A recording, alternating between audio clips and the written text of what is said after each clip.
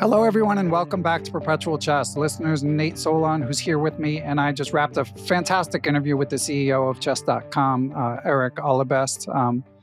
So super excited to share that with you. I brought Nate in because obviously he's got tons of chops as a data scientist and someone who competes in Title Tuesday regularly and has written incisively about the topic of chess cheating. And that's, of course, one of the major topics that we discussed with Erik, although certainly not the only one. Before we bring Erik in, did want to give a shout out to our presenting chess education sponsors, Chessable.com. Obviously, Chessable is owned by Chess.com. So Erik, in a sense, is a sponsor of this podcast. But I think you guys will hear Erik says right at the beginning of the interview, no topic is off limits. And we're sharing the conversation with you basically unedited. So I hope and think that you guys will be pleased with the candor of the interview. So Nate has one Chessable course out, another one on the way. But before we get to the interview, we also want to tell you about a new project that Nate's working on. Welcome, Nate. Hey, thanks for having me, Ben. So, Nate, what else have you been cooking up besides your Chessable courses and these beautiful posts that you make no money on each week on your Swish and Zone blog? I do have a paid level now, but yeah, not a ton of people. Sorry, they on make that. $2 on. Yeah. No, I just launched an online chess learning community called the Chess Gem with my friend Martin Eustason from the Say Chess newsletter. So it's a online community for people to work on their chess. We're really, the way we see it is there's so many resources out there now that it's very overwhelming for a lot of people to know what to focus on. And a lot of those resources are great, but it's just too much for anyone to do. So we really wanted to simplify it. So we're really focused on building just a few core habits, make it as easy as possible for you to do the most impactful kind of chess training every day for people who want to get better. Okay, excellent. Yeah, and terrible slacker when it comes to chess, but I did check out the Chess Jam and they're sending me daily positions and it's quite well thought out, as everything from Martin and Nate is. So we'll link to that in the show description, as well as to the latest and greatest from Chessable. But without further ado, I think you guys are really going to enjoy this interview with Erik Allebest. So we will get you straight to it. And Nate and I are honored to be joined by the Chess.com co-founder and CEO. Of course, listeners probably know Chess.com, the largest chess company in history, I am almost certain, with over 700 employees, over 100 million in annual revenue. Our guest's history of co-founding and growing this company, it's been told. I'm sure we'll be getting into it a bit, but I think we're going to jump right in and introduce Chess.com CEO Erik Allebest. Welcome, Erik. Thanks for having me. It's an honor to be here, and I love talking about chess. I love talking about any topics related to it. So ask me anything. Okay, yeah, super excited, and of course we have Nate Solon here as well. Hello, Nate. Hey, glad to be here. So Erik, these are the times we live in. I feel like we have to start with chess cheating. I don't make the rule. I don't make the rules. And of course, so we're recording on January 31st, 2024. So if anything crazy happens before this comes out, it probably will. We apologize. But the news of this week, Fabiano's been outspoken. There was recently a profile in the New York Times discussing the chess cheating story in which you were quoted, Erik, and there were a few interesting things in that story. One quote that I highlighted was you said that chess cheating you view as a medium problem that is a big PR problem. So I'd love to hear you expound on that. Yeah. I say it's a medium problem because I think that for most people who play on chess.com or play online chess, most people will either never or almost never encounter cheating. So there's a lot of people that would disagree with that statement, right? I understand that there are people who would disagree with that. But most people who are playing online are playing in the sub, 1,000 rating pool. There's not cheating there. Now, if we go above, and the higher up you go, or different tiers. Like personally, I play around 1800. I never feel like I encounter cheating. I have had a rating refund like 3 times in the last 2 years. And so I think that at my level, like, who wants to cheat to be 1800, right? And so it's more of a problem the higher up you go. And the other thing is that our view is that cheating is less prevalent than what people fear.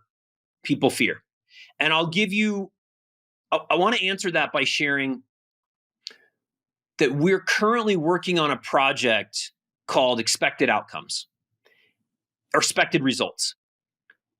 And we're taking a deep dive look across all blitz play to start, roughly 3-minute, 3-1, 3-2, and looking at the expected results of somebody playing a game with different rating variances.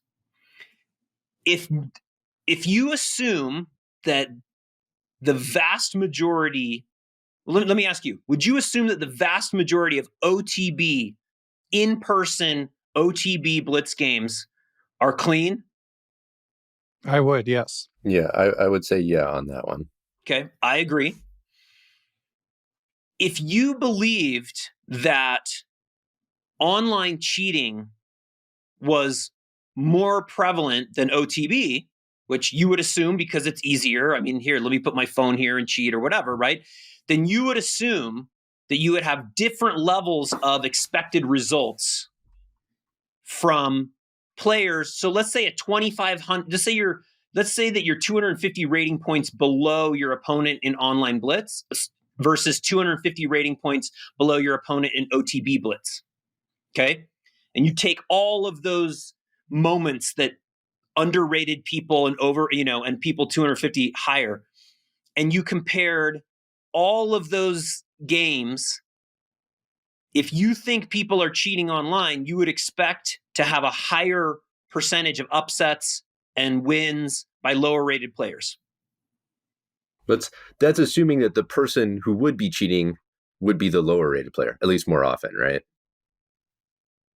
Right. So we're gonna produce a ton of data on this that I think is going to help support the position that we hold, which is that there's a lot less cheating than what people envision. And we're working on a report on that, and we'll put all the data out there, all the research out there, and share. And expected results, expected outcomes is one of those things that we're going to share. Okay, so a few follow-ups, Erik. Number one, just out of curiosity, when you describe your own play at the 1800 level and not getting very many rating refunds, like what time control is that? I do play a lot of bullet, which is obviously not as much cheating. I play some blitz and a lot less rapid. So That's a fair point. Yeah, because anecdotally, I haven't been playing as much lately, so that could be part of it. But I don't get that many reading refunds. But certainly you see people online who discuss getting them a fair amount. And as you talked about, we'll be referencing a few times for listeners. There was a really interesting interview that Erik did with Ilya Levatov on the Levatov's World YouTube channel. And you talked about you need like a 90%, basically a 90% certainty threshold is not enough, but you still are catching a lot of people.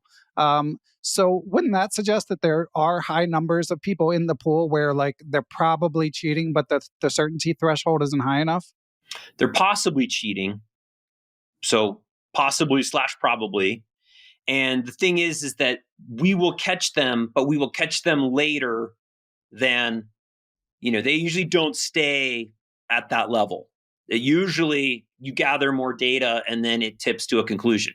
So what it means is not necessarily more people cheating, but it probably means the same number of people cheating, but cheating in more games than we would like.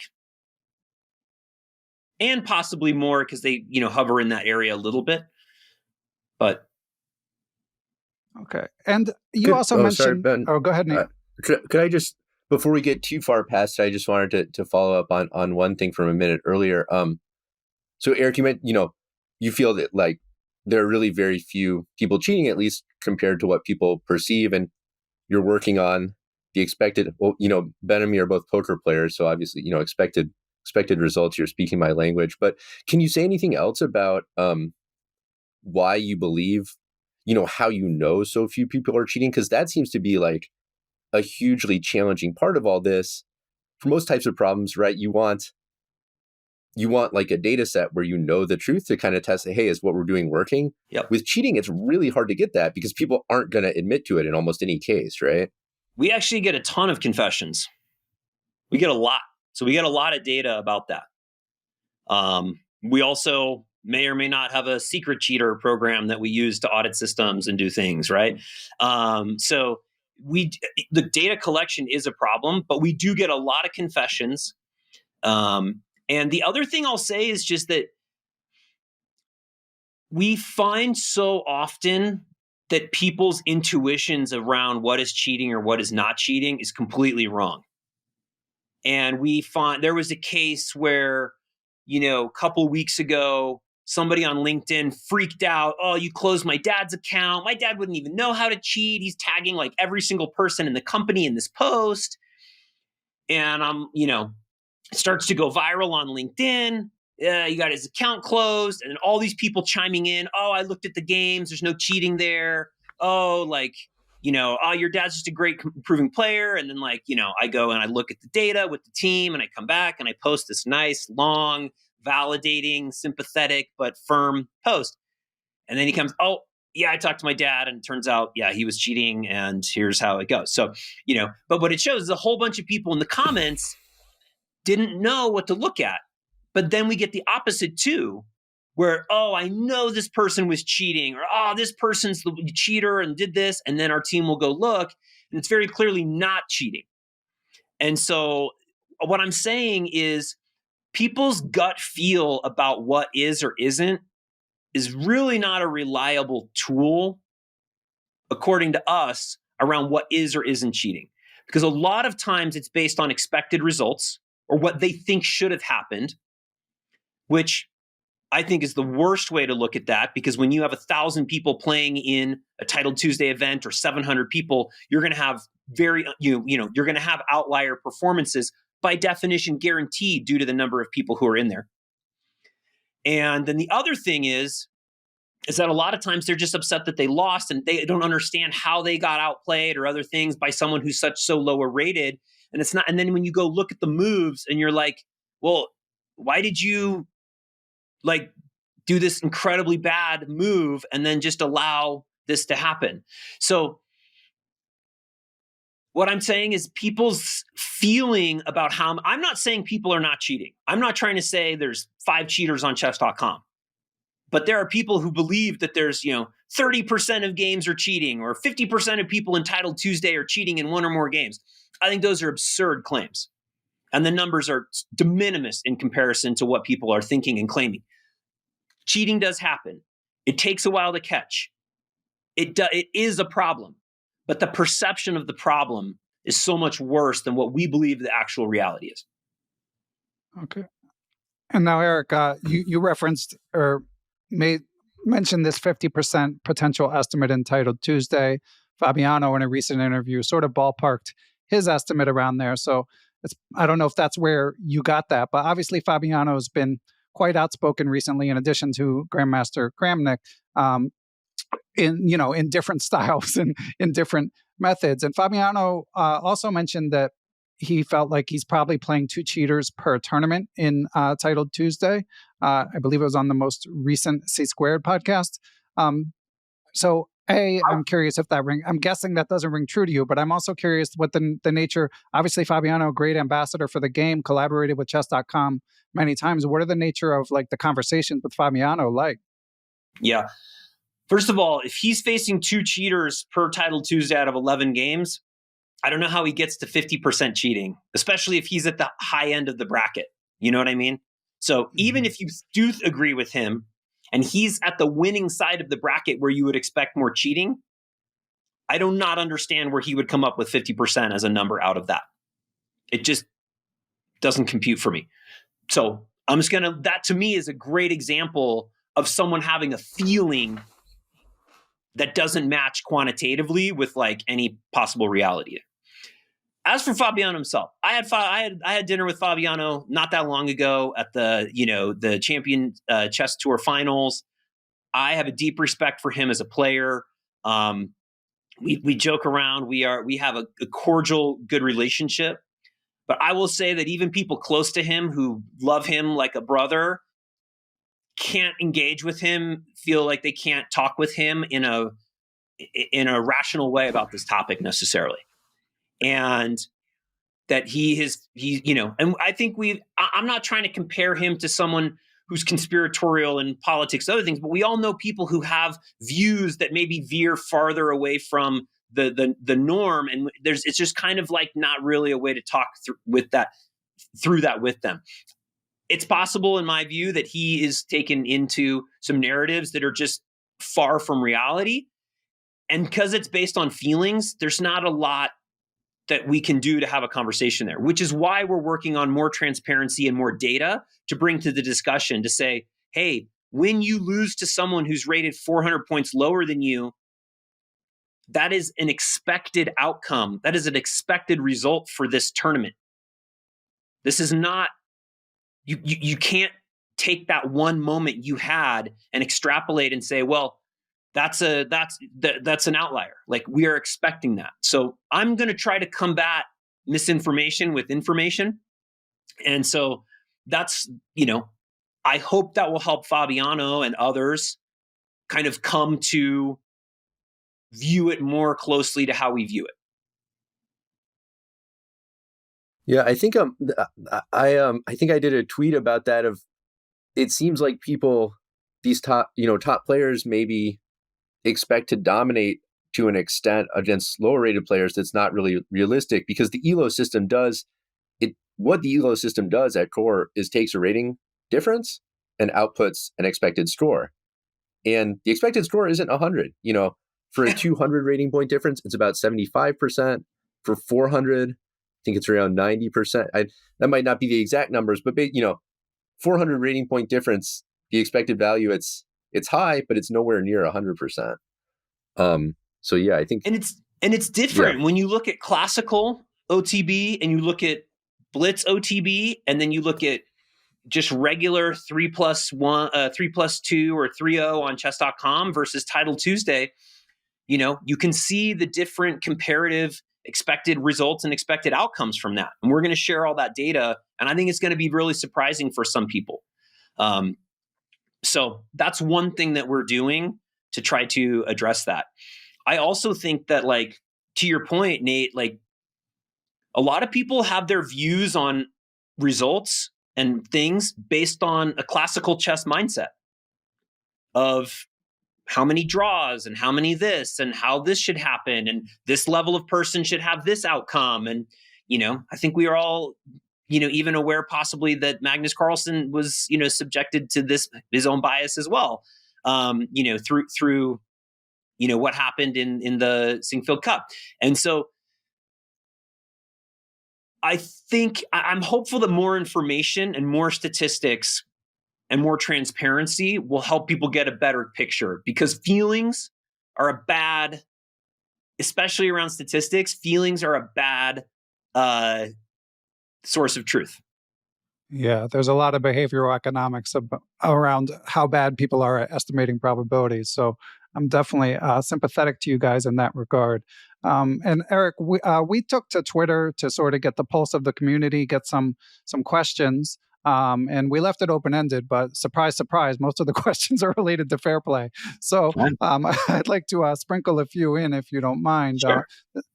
This one is from Yosha Iglesias, who wondered if you could ask if you guys have considered non-punitive measures regarding suspects, such as sort of like a chess-like Turing test, where, I know, Nate's written about like what happens if the software flags you, or if you're randomly flagged, and suddenly have an extra camera on you, or whatever it may be, an extra Zoom call. But Yosha's asking, like, what about just on-the-spot tests, that sort of thing? Yeah. So we are working on a host of new protocols and procedures to try to protect the game from a preventative way. So again, a lot of cheat detection is around after the game, looking at stats and all the different algorithmic pieces to it. We're pushing hard on the preventative side. And so we are currently working on a software system that will allow us to much more easily scale up how many people are being proctored and to see their faces, to see their rooms, to capture their screen, to know what processes are running on their computer. So that kind of real-time proctoring software is a big thing that we're going to be doing. In addition to that, we're this is a little bit crass, but we're calling it a pee in the cup moment to to what you said. We're kind of in the moment, the doctor hands you the cup and then says, and I'm going to come into the bathroom and watch you pee in the cup. We may start being a little bit more aggressive around saying, hey, your expected performance based on your rating was around here. You have consistently done that. We are going to have you now play under supervised play so we can watch and how you do. That's something we might do. We might still do that to all sorts of people. We might do that to, anybody as a request, because these are money events. And so we might do some randomly. We might do some suspiciously. We might do some strictly for someone who we think is not cheating, but who is maybe getting a lot of community heat around their performances to kind of help prove and show like that we don't think they're cheating, and we want to help support that narrative. And so there's all sorts of reasons why we might do that, but we're going to start turning up the heat a little bit on how much we're monitoring people's environments as they play. So it doesn't totally address the question, but in our view, kind of like pulling someone onto camera after and then like showing them a chess position and saying, what do you think about this chess position, is probably, in our view, not the most effective way to kind of like gauge their understanding. So if I could just ask, like, so as far as the proctoring you were talking about, how would that be different from what you're already doing? Is it just you're just doing it on a larger scale, more like a higher percentage of people for any given event? Well, right now we kind of cobbled together our own proctoring system, which is effective. We do a camera for some things. It's just one camera. For some, it's two cameras. But we don't have screen capture. We don't have, the software running on your computer. This would be basically an executable file that sits on your computer called, chess.com events. And when you click it, it opens an app, which runs a browser inside of it, but gives us more access to what's going, similar to almost every other video game that's out there, that when you're playing, PUBG or Counter-Strike, there's the game, and then there's like a hypervisor or whatever it is that kind of sits outside the game and monitors all the different stuff. So it's our first foray into this, and we think it should give us much better visibility. And it's actually way less clunky. You're not on a Zoom call with, 50 other people and hearing people chewing and eating and stuff. So it's going to be, it's going to be a lot better. And how do you, if I could just ask one more question on that one, how do you sort of balance the anti-cheat side of it with the event experience side? Just speaking as someone who plays Untitled Tuesday with no chance of winning, I think even on my best day when I really performed very well for my standards, I was not that close to winning any money or anything like that. So I feel like Titled Tuesday has this interesting dual identity as a professional event with money, real money on the line, but also for a lot of people, sort of a casual event, for the sort of random guys like me who don't have much of a chance. I would say, like, if you want to participate in an event that has Magnus-Carlsen and Hikaru Nakamura and Fabiano Caruana and Alireza Firouzja and Wesley So and names, all the names, you want to play in an event where you might get paired with that person who is fighting for the prize and for the thing, then, the price of admission. you're participating in a major event, and you're going to then click on, and once you do it once, it's not scary. Like, you download the software, and now when you want to play Titled Tuesday, you log in on that browser rather than on the other browser. And that's it.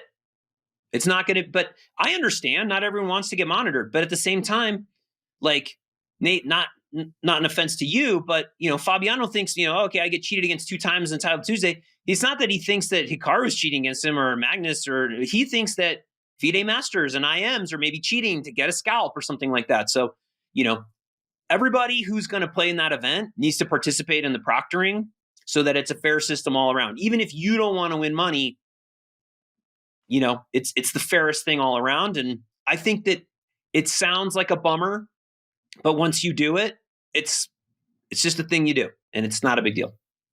Okay. Speaking of checking in on people, Erik, I got to ask another follow-up from this New York Times story. I feel like you may have to pun on this question, but I got to ask. So it said that you once showed up at a GM's house who was suspected of cheating. Yeah. Anything else you can reveal about this story? We were there to film content, No, I mean, look, it was the early days, and it was someone we were a little nervous about, and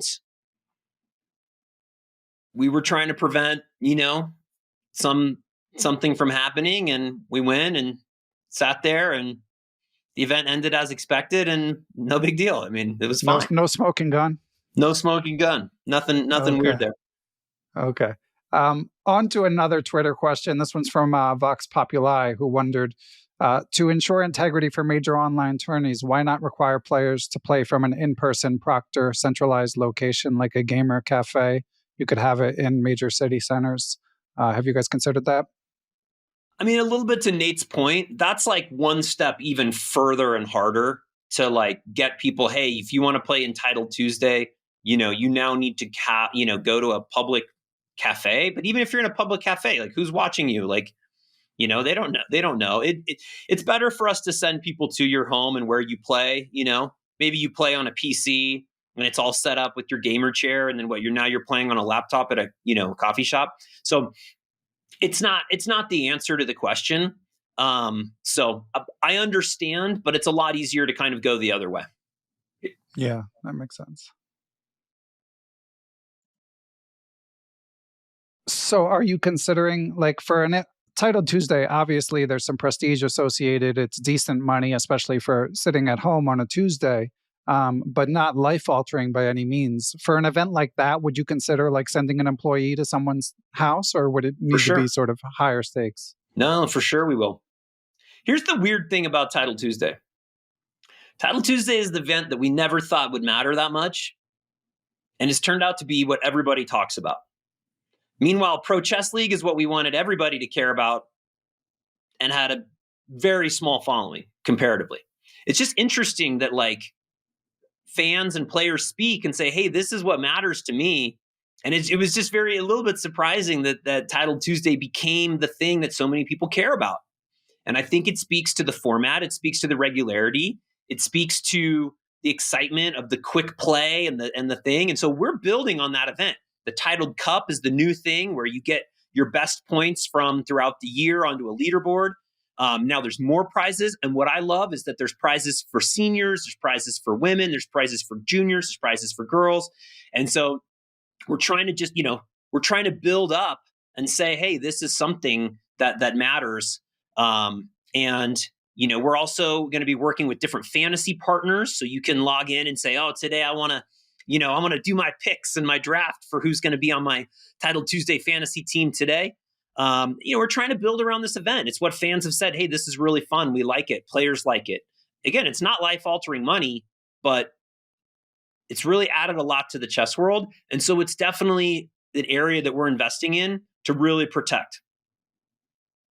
And Magnus himself, and I believe Danny Wrench as well, said that obviously cheating, they termed it as an existential threat to chess. And I think they were referring to, at least in Magnus's case, to OTB chess, let alone online. So how do you sort of square that tension where it's that big a threat?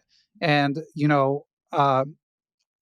the saying goes that the criminals are always ahead of the cops in terms of like innovating. So how do you square that with all of these business plans that sound amazing, obviously, but require fairness?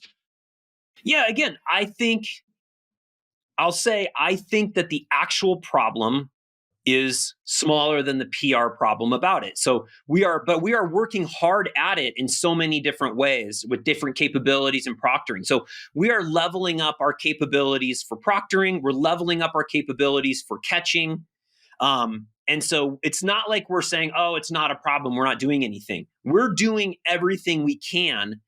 And yet we still think, there are some people who are maybe horribilizing the problem farther than it is. I mean, look at who's actually winning Title Tuesdays. Look at who's actually on the leaderboard. Look at the actual outcomes. They're not that weird. Like, it's not weird. I agree with that. I'll say it's mostly the top It's usually players. the top players up there. Except for last. Just kidding. Even, that was an inside joke. even Fabiano, I know he's had some losses he's upset about, but I've seen him up there a lot. It seems like he's winning a lot of games. Yeah. The only bummer is that Kramnik has totally stopped playing Title Tuesday.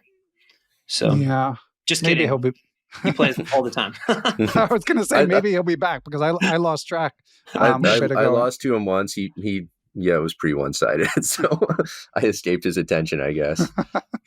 And Erik, we also have a question from Card Captor Sakura. He actually asked a few questions about estimating percentages of cheaters, but also was curious, and this comes up a lot I've seen in sort of online discourse, your policy around naming cheaters. Like, obviously you guys have put a lot of thought into that. Is that pretty set in stone at this point? Any thoughts of tilting the scale in either direction? So in terms of percentage of cheating, I will say that I'm in the room where it happens for all of the fair play monitoring that goes on for Title Tuesday. I will say that after every event, after almost every event, there's a title player who's closed, from what I can view. And, I have some numbers around how many have been closed, et cetera, but, it's a lot over time, and yet it's also not, it's not 50% of people who are playing in Title Tuesdays. Right, that's 1 out of 800 or something, if it's a title. Yep. So as for naming, this is a tough topic. I mean, I will first say that we have like every legal right to do whatever we want. It's in our terms and conditions. Every time somebody goes and plays in an event, they agree to the terms and conditions. That includes that we can, name them and do whatever we want to do. So we have within our legal powers the ability to decide what it should be. It's then a question of like what's best for the game, and different sports and games handle things differently. Our view has been that depending on the event and depending on what's going on, we will or will not kind of share what happened. I mean, if somebody cheated in the Champions Chess Tour, you better believe, and they were, in the finals thing, you better believe we're going to talk about everything that happened, as we did in the, the PCL before. If it's like a 16-year-old kid who's a FIDE master who cheats in a Title Tuesday, and we send them a message, and, more than 30% of people who get called out will confess, and they'll come back after some time. And then the number of people who are like second-time offenders is like minuscule. People do it, they get caught, they learn their lesson, they serve some time, they come back, and they've learned, and it's like, go for it is okay. And so I don't know, maybe it's because Danny and I are parents and we've got kids and we watch our kids make mistakes all the time. Maybe because we have a deep, faith in the goodness of humanity or whatever, but we've kind of leaned toward, giving people a second chance to do the thing that they love. And I understand that some people may say, hey, well, then that encourages or allows it. I don't think that's true. I think it's pretty painful for people to be super active on chess.com and then suddenly not active and not playing in Title Tuesdays and not doing those things. I think it's pretty painful and a pretty big, deterrent.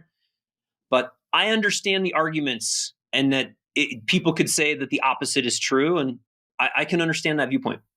Yeah, and of course, you guys have legal liability to worry about as well. I'm actually not worried about that. Again, everyone has clicked enough buttons and said enough that they will agree to the policies and everything. Now, that doesn't stop people from suing you, but we have a very strong track record of just handling that. We get sued a lot. We get threatened a lot. Do you? Sure.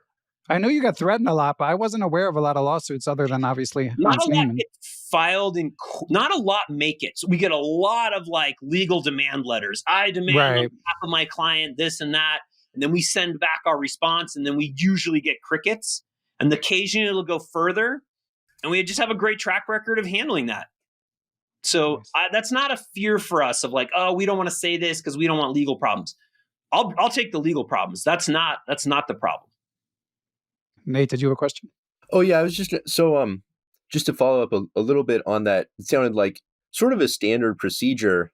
If you think someone was cheating, is you message them, you say we think you were cheating, but they have the option if they admit it.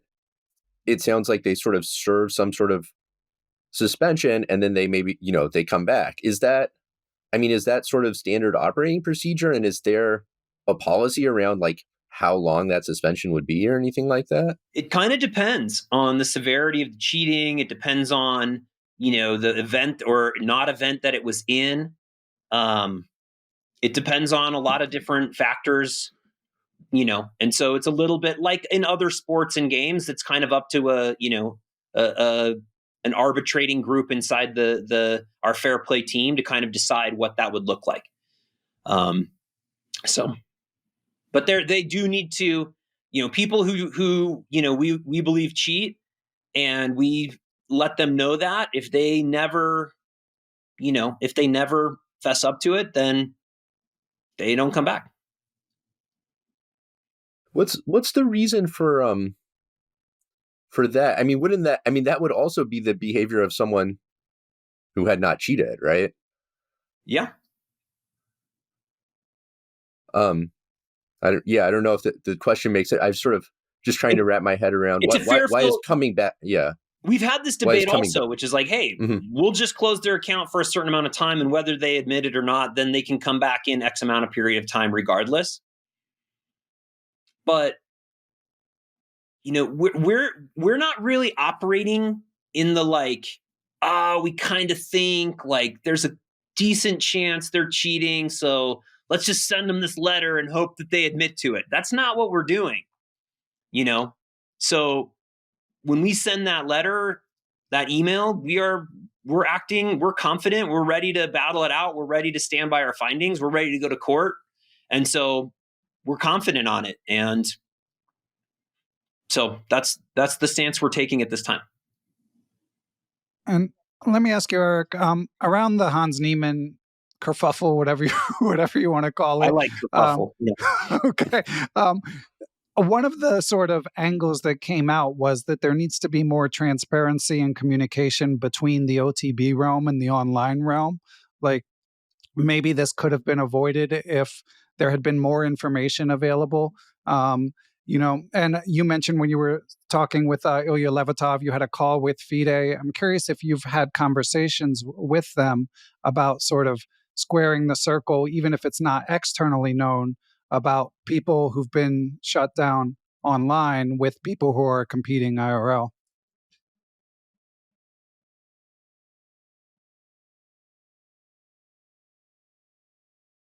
FIDE, oh wow, how deep do I want to go on this topic? Deep. FIDE doesn't have their own fair play capabilities, to my knowledge.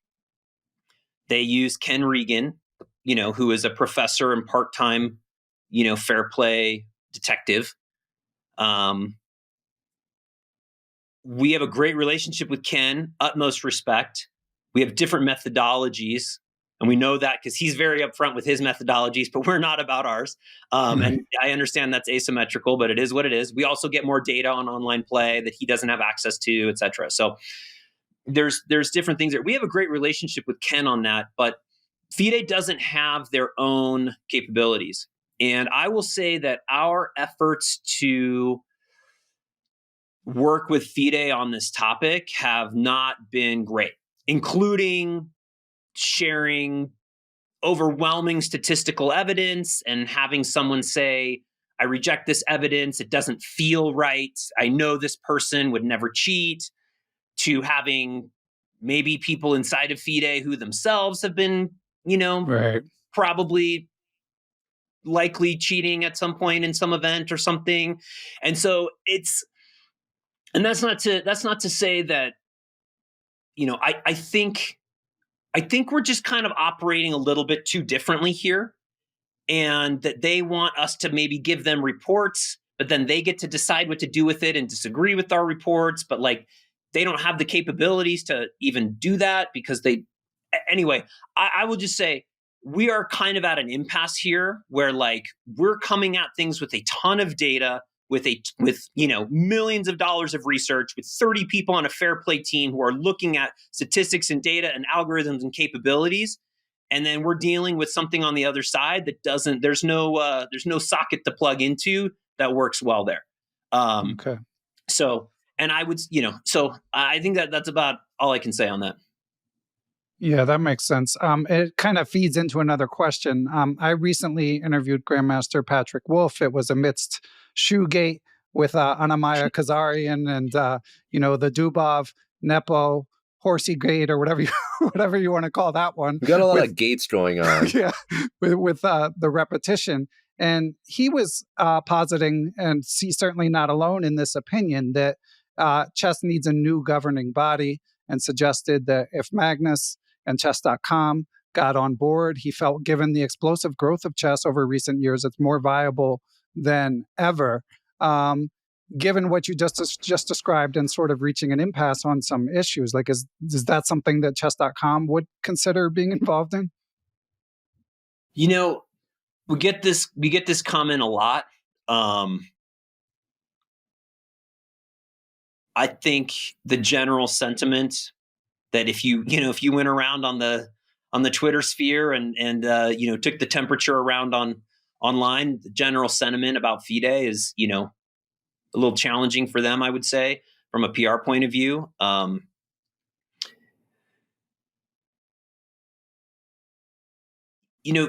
Governing the OTB world, I don't envy them and the challenge that it is. They're working with many federations across lots of different things with a budget that is challenging and with very limited technical capabilities whatsoever in a very technical, world. And so they have a hard job there.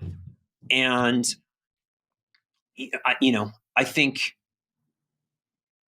FIDE has a track record, whatever you think that is, of trying to promote the game and do the best they can. I've had regular meetings with, Arkady and Emil, and, I believe in their hearts that they want what's best for chess. And so I will just say chess.com doesn't have an interest in, being a new FIDE or anything like that. That's just, it's so far outside of what we're trying to do or the way that we're trying to do things.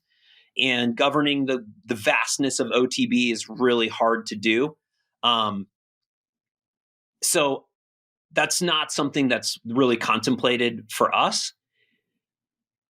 I will say that we've tried to work with FIDE to evolve the game from an events point of view and from, a commercial viability. And, I said this on a recent podcast as well, so I might as well say it here. That like we made a bid for the World Chess Championship to try to, get the commercial rights to that, to take it into the, 21st century, maybe 25 years too late, but still try to take it there.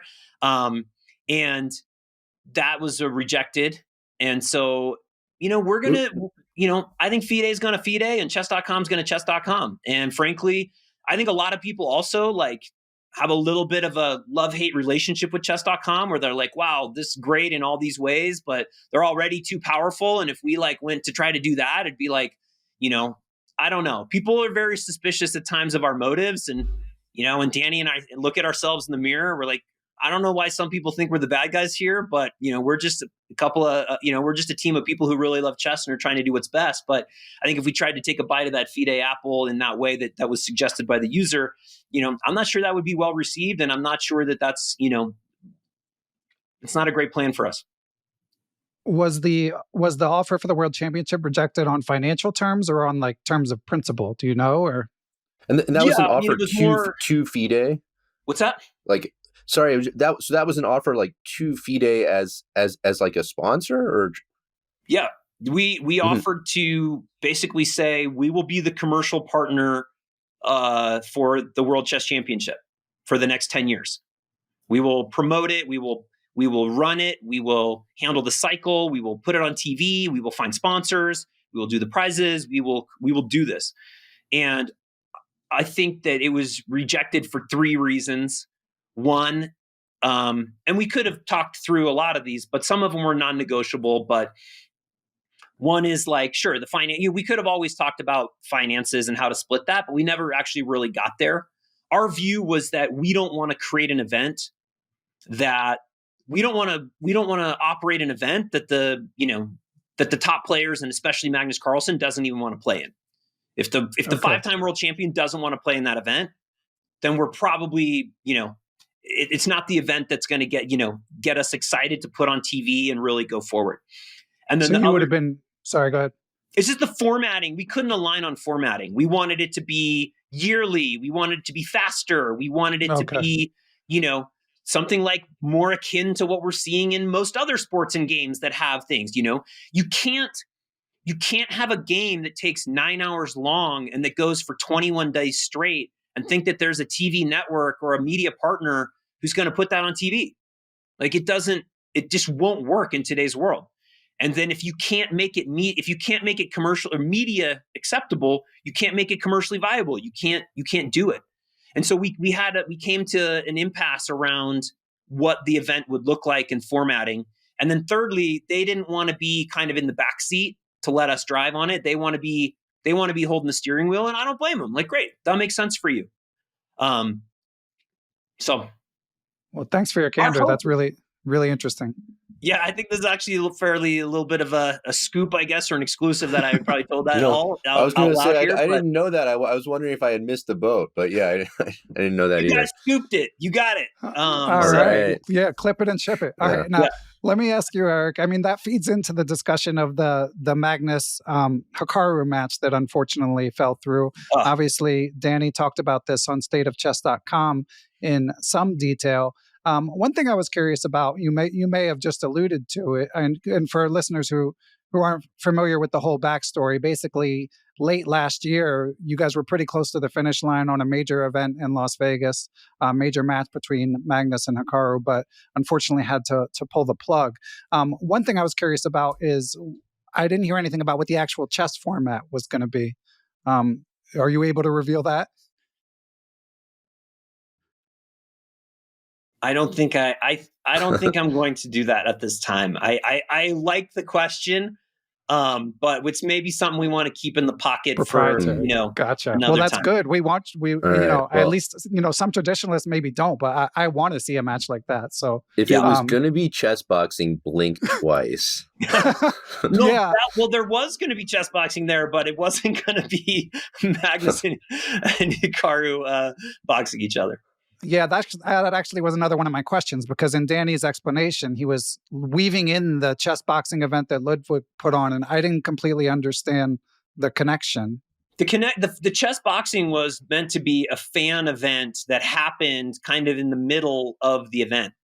So you could watch the event and then participate in a fan day and a chess boxing kind of expose thing with streamers and merch and kind of a chess con kind of convention day with chess boxing in the evening, kind of in the middle of this event. And so it would kind of bring together people who were, very interested in the chess component with people who are more interested in maybe more of the creator and community environments, and trying to put it all together in one event.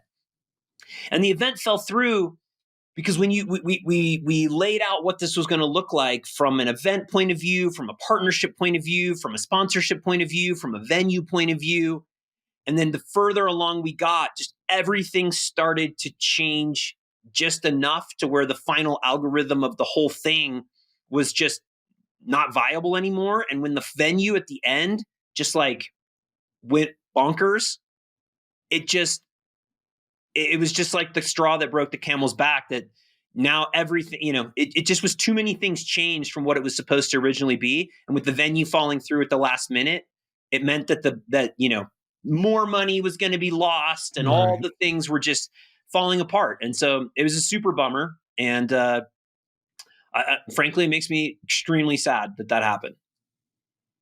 Yeah, it would have been fun. And dare I ask if there's anything, if you're planning anything similar, anything else in the works at this point?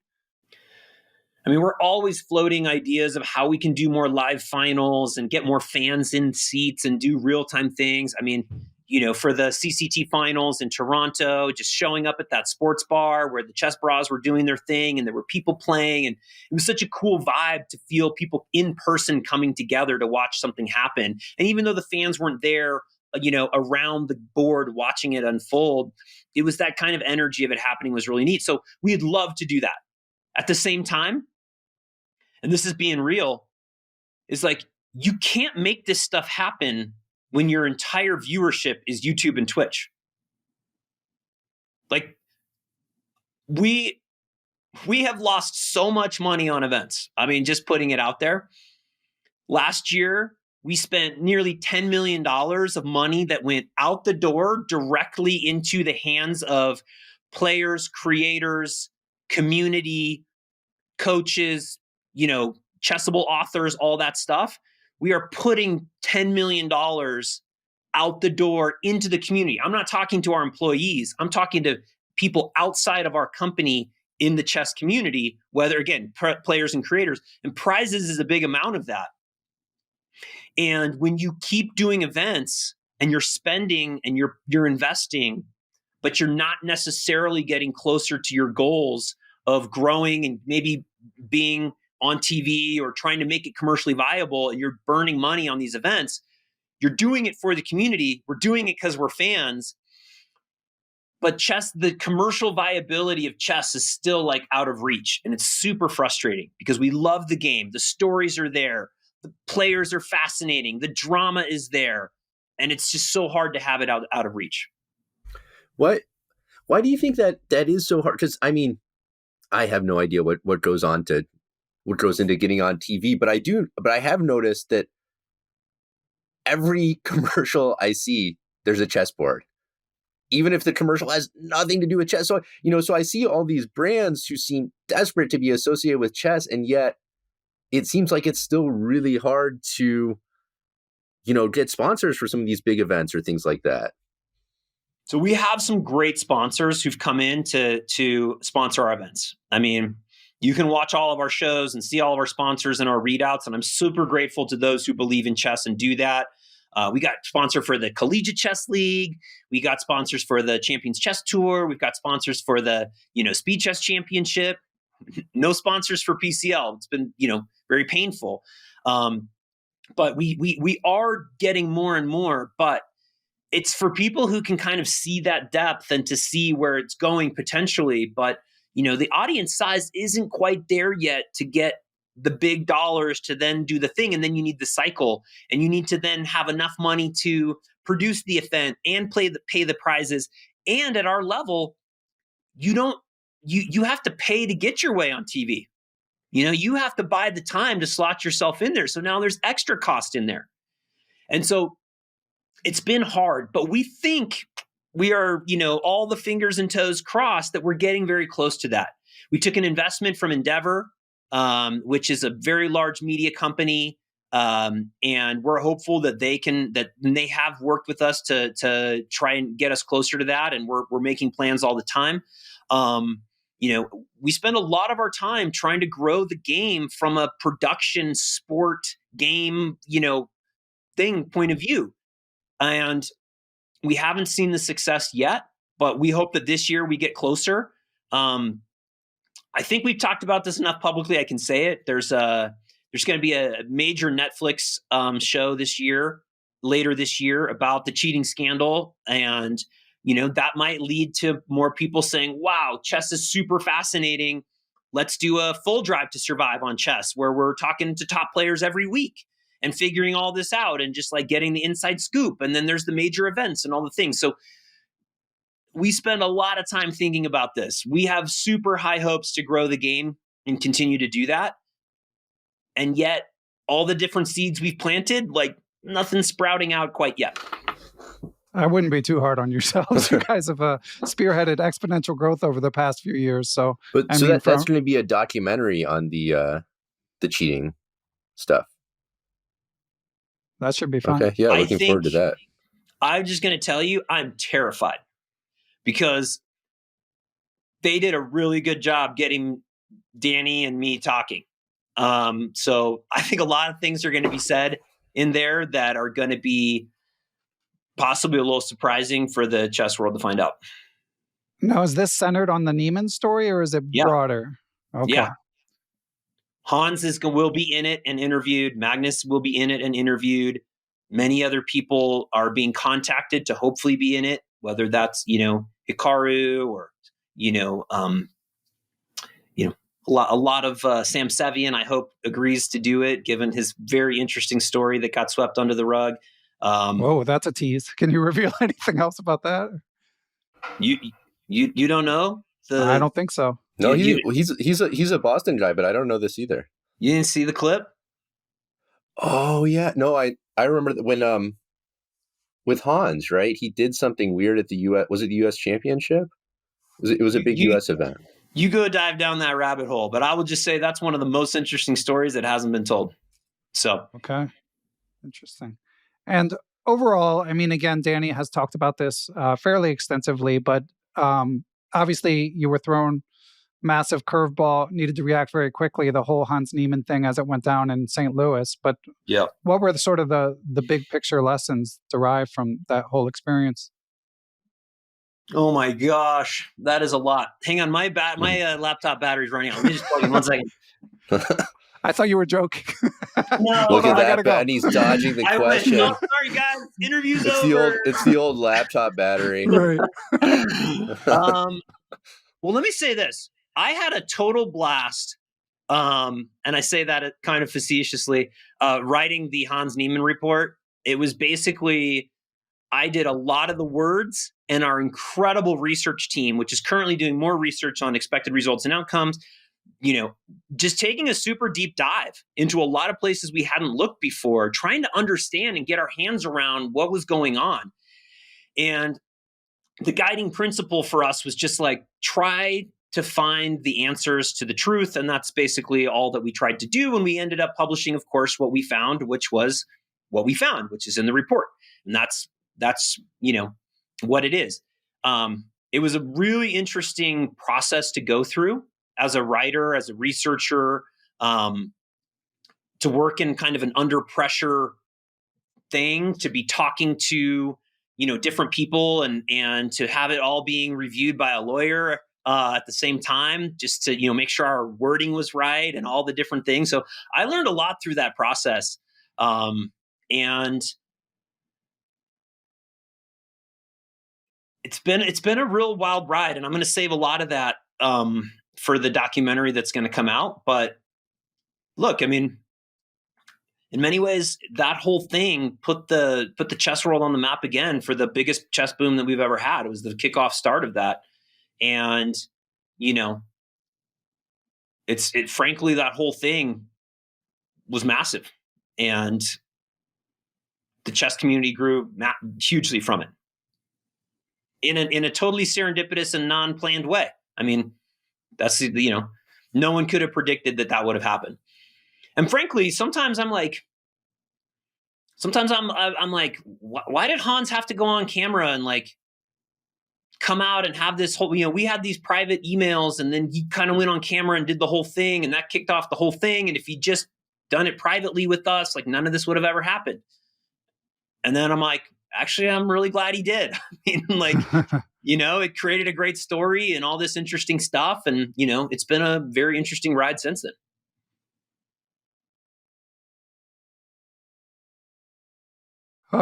Okay, another topic, Eric, because I want to be respectful of your time. I got plenty of time, and I love talking about chess. So Wow, you be don't need careful. to hold back here.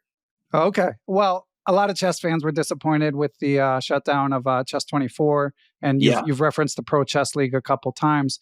Why don't we start with the Pro Chess League? Because my perspective as a fan / reporter, whatever, was it seemed like maybe it was a last minute decision. Is that fair to Total say? last minute decision. Total. So what happened? We looked at our whole budget for the year on what we can spend and what we can do with events and where we wanted to invest, and to continue to invest in something that you have a lot of hopes and dreams in, but it's just year after year, the numbers are telling you that this is not resonating. This is not resonating. That's to continue to do that over and over again is crazy and not effective, not a good use of resources. Now, our hope, frankly, my hope, and again, no promises here. No one hold me to this. Our hope is that the PCL comes back more as a community event where teams can organize and we'll be supportive and it can be there. But to invest what we were putting in from a team, from a finance, from a production point of view, was just not meriting the attention that it was getting. So it was last minute. I'm super sorry about it, and it's a bummer. And sometimes, when you're running a business, and we are running a business, you make hard decisions because you only have a finite amount of resources. And that's a really hard call to make. I mean, I still wear my San Jose Hackers shirt. I'm a huge fan of the PCL, but not everybody is, and it didn't make it. Yeah, obviously I'm not like the median chess fan, but what you said was also my perspective. And I'm old friends with Greg Shahade, so might carry some biases in that regard too. But when it was community and it felt like it had local ties, to me, there was a real pull. And then it just became kind of to me, a kind of random smattering of grandmasters on each team. And I wasn't as compelled. We tried a lot of different things, whether it was rating caps, we tried cities, then we tried this, then we tried that. We tried a lot of different things to say, hey, can we get team chess to matter? And people just said, I love the players, I don't care about the team. Yeah. And so now we're going to try something new. We're currently working on something. I'm not going to spill what it is, but we have a new thing. We're going to just try it and see what happens. And we're going to continue to try a lot of different events and see what resonates. And we're going to evolve it at the same time. We're going to double down on things that are working, like Title Tuesday. And then we're going to unfortunately shut down the things that aren't working so we can put those resources to where it is. And that's really, that's the story of all organizations that, and businesses. And that's what happened with Chess24. Chess24 was one of 13 companies inside of Play Magnus Group. 13 companies. And we suddenly, we were basically kind of 1.5 companies, chess.com and Chess Kid, and a couple, and Dr. Wolf as an app and different things. But we now brought in all these different things. And what people don't understand is two things. Number one, yes, people lost their jobs, most of it before the acquisition, because they were burning so much money. They were constantly in fundraising mode. They were not commercially viable. They were a stock in a company being propped up by investor dollars only, with frankly no way to reach sustainability. And so that's one thing, is that probably, I'm sorry to say, that plane was crashing into the side of the mountain. The mountain was coming fast. And, probably in hindsight, would have been a better business decision for chess.com to just let that plane crash and, pick up pieces afterward. Maybe it would have cost less money and different things, but it would have taken longer and all the different stuff. And it was a distraction for everybody. And we were having events, but the best player in the world wasn't there. And there was conflict and different things. It just didn't feel good. So everyone on their team and our team agreed that, we would merge in together. And, so what also people don't understand is that the majority of people there are now working at chess.com. And they now have jobs doing very similar things to what they were doing. And they're now working happily with all the events and all the different apps and all the different things that we're doing. We brought so many people on board from that. We couldn't bring everyone because, again, they were very net negative on their, financial burn. But we've kept so many of those people, and we're now building things together. So, but there are so many things inside of there, like their technology on Chess24. I mean, this is not to be negative toward what they built, but there was no technology pieces there that were valuable, let alone sustainable. Like the what had to be done to upkeep the servers and the different services was so time consuming and inefficient that it was just draining resources. And so these are the hard things you have to do when you're in a business, and you have to invest where it makes sense, and you have to stop doing the things that don't make sense. And that's the reality. And that's the hard job that I have. And, people can criticize me for that. And I accept it. I accept that it's very hard, especially on the outside, when you don't have all the information, everything that I get to see. All you see as an outside chess fan is like, oh, they just bought this out and killed it. It was so great. They killed it for no reason. Well, I mean, there are reasons. So anyway, but I understand there's feelings, there's emotions. People care.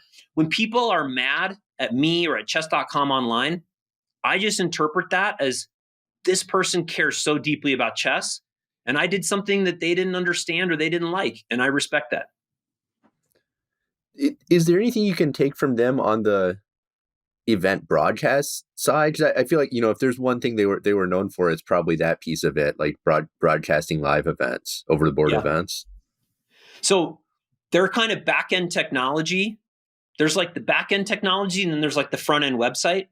Both of those very problematic to maintain, and the technology was not great. We did learn some things and brought the learnings of that into our code to kind of be able to do things.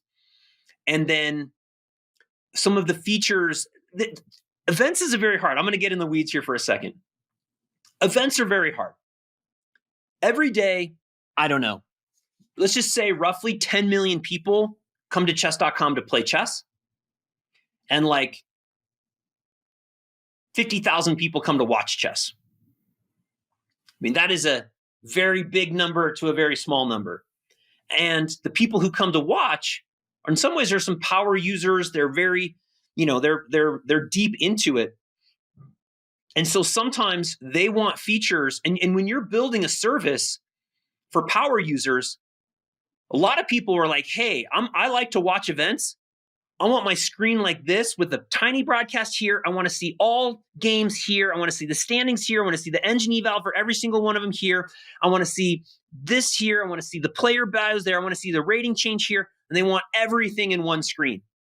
Almost like you're a stock trader with massive stuff on it. And yet we're here trying to say we need to grow the game, and we want more people to enjoy watching events. Are they going to come into a dashboard of data that looks confusing and weird, and they don't understand what's going on, and be like, yeah, I'm super into this? Probably not. And so we're in this balance of trying to make features that are appeasing the hardcore audience while also trying to grow that audience. That's very hard to do. And we end up disappointing everybody because it's too confusing for some people, and it's not as, compact as other people would like. And so, I don't know.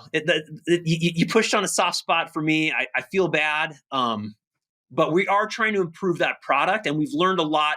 And many of the people on the Chess24 team are actively working with us to improve that product. Yeah, I wasn't personally surprised by the wind down of Chess24. I also, their, as you alluded to, their financials were public records. So, what you said doesn't surprise me about the losses they were generating. But I will say one final thing on this, Erik, was the most common disappointment I saw online when it was announced was the app for actually watching events. Any chance of incorporating some of the UI from that into watching live events? Absolutely. So we are we are actively working to make the mobile watching experience better. I mean, I literally was working on this today. It's a thing we're talking about all the time. So we hear it, we understand.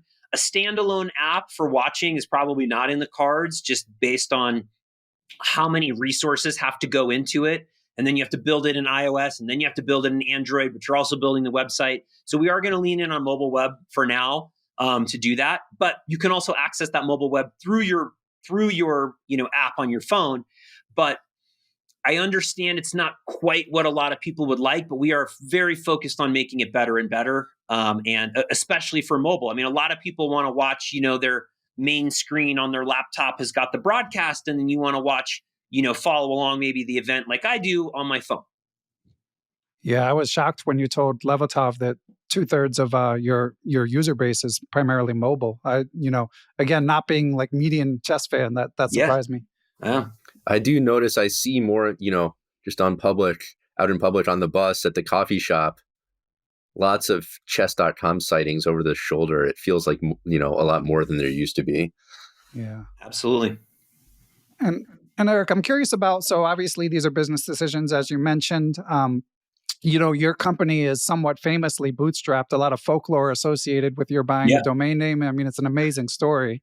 And obviously you and the team were the primary owners, and then you took capital in 2022 from General Atlantic, and then later that year purchased Play Magnus. So you may or may not want to answer this, but were those events related? They actually weren't related. The Play Magnus Group was not on the radar at the time when we did the deal with General Atlantic. And frankly, we didn't want to do the deal with General Atlantic. But oh man, now you got me talking here. We had one very small investor. We said we don't want any. First of all, we said we want investors, and everyone said chess is not something that anyone should ever invest in. So no one wanted to invest in chess. So we're like, fine, we'll go do it on our own. So we went and did it. And then everyone wanted to invest once it was successful. And we're like, no. And then finally we let one person in because this person was like, hey, I really love chess. And this was Isai, right? Nope. This is before. One person before. Oh, okay. He's like, hey, I just want to invest. I love chess. I'll be here forever. We're like, great, you're in. Okay, fine. And later, he's like, hey, I need to sell. And I'm like, what are you talking about? Like, you said you were in. Like, what is the deal here? And he's like, yeah, but I found this guy, Isai, the Scheinberg family. They love chess. Like, they want in. And we're like, oh, man. Like, and so he kind of said, like, either we agree on someone, or I'm just going to sell my shares because I'm allowed to someone you don't know. And I'm like, well, I definitely want to have a say in that process. And so we brought the Scheinberg family, ended up investing. And they bought a little bit more than, you start with a small number and they want a little more than that. So you're okay, fine. And then they're in. And then we're like, oh, well, they love chess. They, they'll be here forever with us. And then 3 years later, hey, we got to get out. What? And then, so then it was the same story. Either they're going to sell to someone we don't know and we don't like, or we get to kind of find someone that we like. And so then we ended up doing a deal with General Atlantic. And again, they want just a little more than the other person had. And everyone's a little bit like, I'll take a little bit of money off the table because we work our asses off, and, helps to have a little bit of financial stability. So now we're partnered with General Atlantic. And, I will say, surprisingly, I really like them. Surprisingly, like, they're good people. Surprisingly, like, even though we come from two sides of the mountain, we really meet well in the middle and end up seeing things the same way. And so so far, I've had a wonderful experience. Now, do I expect to, in some number of years, be surprised when they're like, hey, it's time to, what? And so it's probably going to be frustrating then. I will say my ultimate hope and dream, though, if I'm honest, would be to have chess.com go public. I would love for the community to own the game, and anyone who wants to be an investor. I would love for it to be self-determining in its future and all of that. I would love for the financials to be public and just do all that stuff. That's my hope and dream, is to one day be public. That would be amazing. And yeah, you mentioned that with Levatov. Do you have like a timeline like that you dream about, or is it not that firm? My hope is that chess.com is a forever company. that just forever lives and serves the community. And my belief is that chess.com will be around in 100 years as long as it stays true to its core value and mission to serve the community, grow the game, and be the best place to work. I think we can be a 100 years company. If we fumble on any of those things and some, future CEO when I'm dead is, some jackass tries to over monetize or steer the ship in the wrong way, the community will revolt. There's plenty of places for them to go, and chess.com would die. So my hope is that it's around forever, so there's no timeline on that. I'll say my personal timeline is, I'll either quit tomorrow or in 5 years. I don't know. It just depends on how I'm feeling in the day. Some days I feel like I can't do it anymore. And other days I feel like this is going to be, something I'm going to love doing for the rest of my life. It just depends on, it depends on the temperature and how much stress I feel.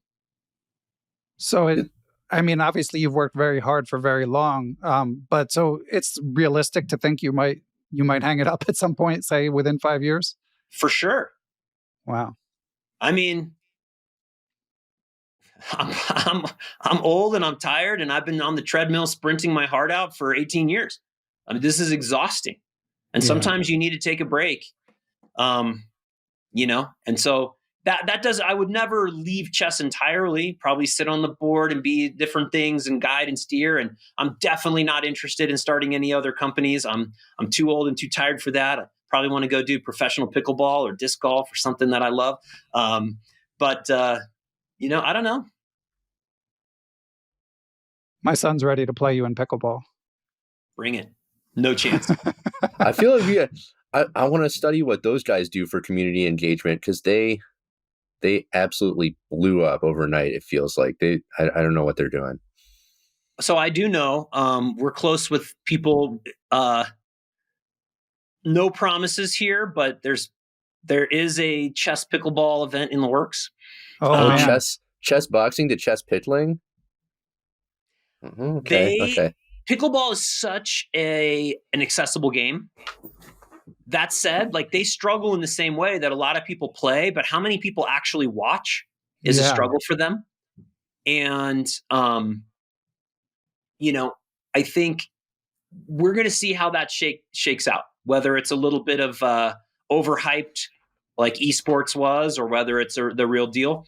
But as a game to play, it's amazing. I'll say they're part of the reason, though, that pickleball can thrive as an industry more than chess is that with pickleball, you're buying shoes, paddles, balls, you're renting courts, you're paying money. You have a healthy financial ecosystem around the game, and there's money in the game. Chess has always struggled because there hasn't been money in the game. And part of the success of why it's grown, frankly, is because we brought money to the game. We built a service, we got subscribers, we turned around and invested that in content. It grew the team, it grew the community, it grew it, and more money begets more money, and that begets more growth and does all that. Frankly, it kind of bums me out sometimes when I still see attitudes that, there should be no money in chess or whatever. Like, I think that's not good for the growth of the game. So it's just a hard game to monetize. It's totally free to play. Mm-hmm. It's, you can get a chessboard, you can make one out of paper, you can buy one for, $5 on Amazon, and you're set forever. You can play it on a free app. You can play it on many different free apps. There's no money in it. So when there's no money, sometimes there's no growth. So we're super grateful to the more than 1 million people who subscribe on chess.com that allow us to have the revenue to turn around and hire 700 people, to turn around and spend $10 million on prizes and events and community and coaches and all the things that we do. That's a big reason why we're able to grow the game. So thank you to any premium subscribers out there. You're a big part of the growth. That's the beauty of it, but also the challenge, right? Because, anyone can play for free, but then when anyone can play for free, it's hard to pursue it as a business. Yeah. Yeah. And I also think you hit on something. There's a lot of people who love playing, but not necessarily fans of watching elite players play. That is true. Well, Erik, this has been amazing. Really appreciate how forthcoming you've been. Do you have anything, first of all, like what you can say, what are you most excited for in 2024 as we wrap up? Or it could be 25. Oh,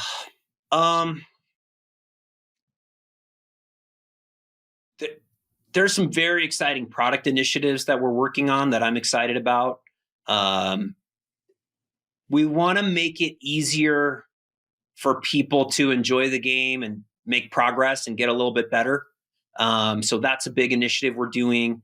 We're also investing a lot into the game review product to help as part of that so people can understand the game. It's just a hard game.